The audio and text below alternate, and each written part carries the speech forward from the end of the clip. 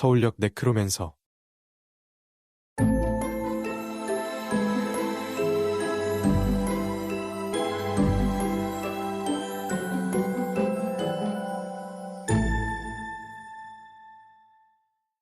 프롤로그.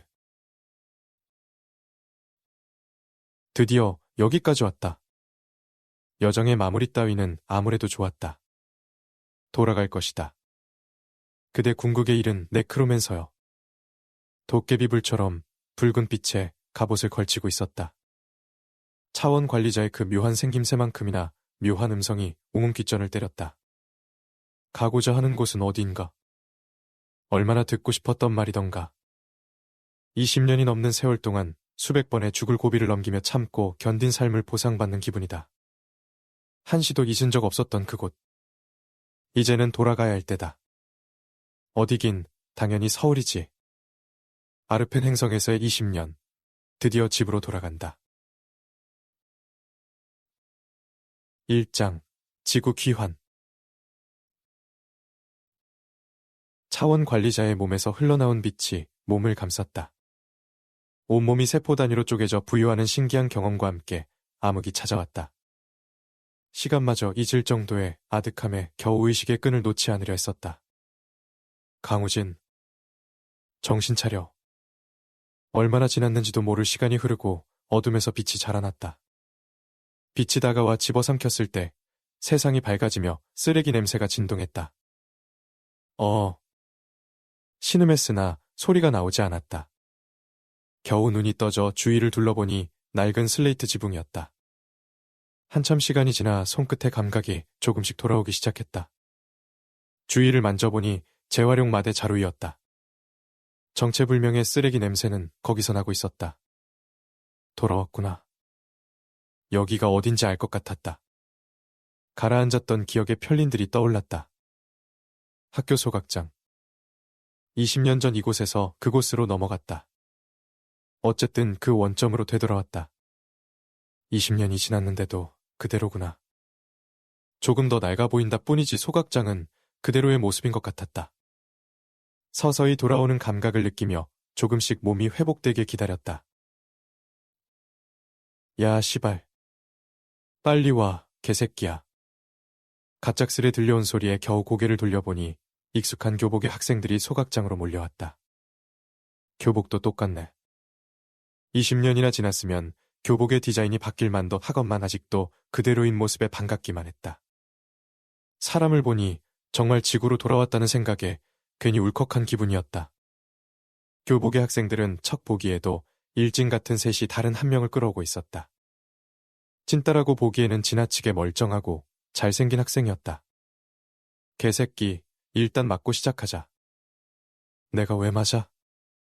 뭐? 이 새끼가. 다짜고짜 날아오기 시작한 주먹에 둘이 뒤엉켜 개싸움을 벌였다. 옆에 있던 일진들이 가다마자 싸움은 일방적인 구타가 되었다. 이 시발, 존만이가 어디서 대들어? 존나 거슬리게 지랄이야. 조용히 학교나 다니지. 일진 셋이 신나게 학생 하나를 밟는 걸 흥미진진하게 구경했다. 왠지 모르게 옛날 생각도 나고 20년간의 참혹한 경험을 해서인지 애들이 귀엽게 보였다. 저러다 죽는 거 아닌가 싶을 정도로 때리던 일진들이 숨을 헐떡이며 멈췄다. 팔로 머리를 감싸고 바닥에 꿈틀거리던 학생은 여기저기 긁히고 터져 상처가 생겼으나 눈빛만큼은 아직 죽지 않고 있었다. 일진들의 리더인 이수혁은 그런 도재민의 눈빛이 마음에 들지 않았다. 학교 애들이 다 자기를 보면 무서워서 피하기 바쁘거나 선망의 시선으로 보게 마련인데 이 새끼는 저따위 눈으로 자신을 보고 있다. 하, 시발. 재민아, 아프지? 존나 아프지?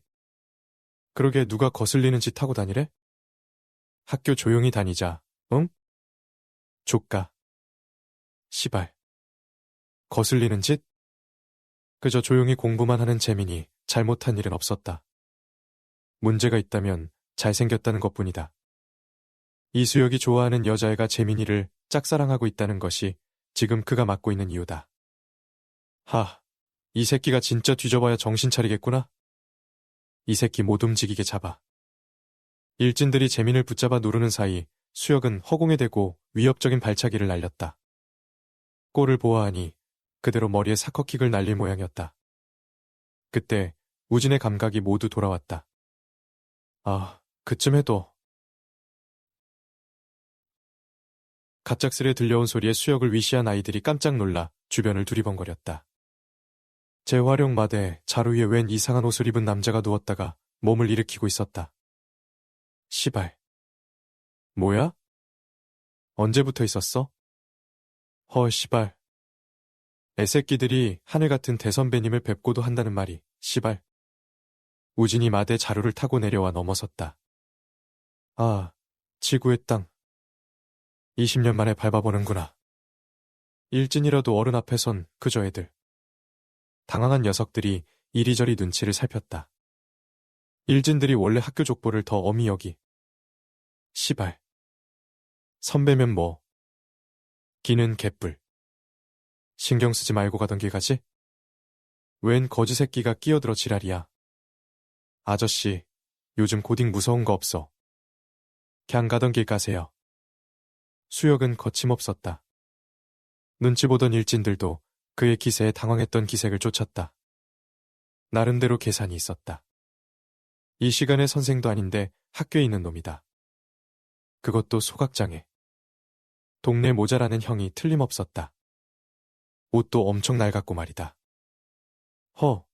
요즘 애들 싸가지들이 왜 이래? 20년 후의 대선배님 앞에서. 우진이 혼잣말로 중얼거리는 소리에 수혁은 확신했다.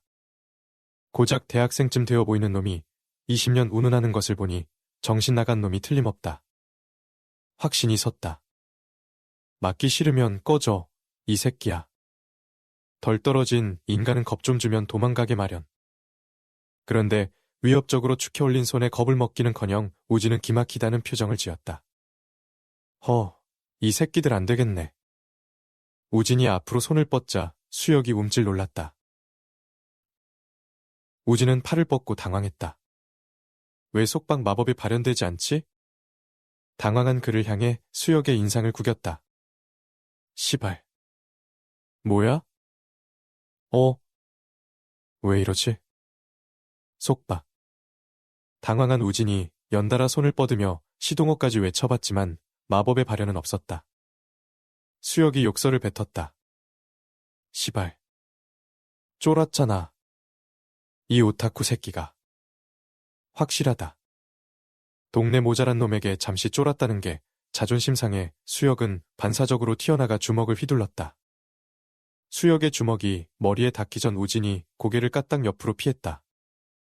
붕. 시발. 피해. 붕. 이 개새끼가. 뒤지려고. 이 새끼 조져. 수혁의 발악에 일진들이 달려들었다. 뭐지? 마력이 느껴지지 않아.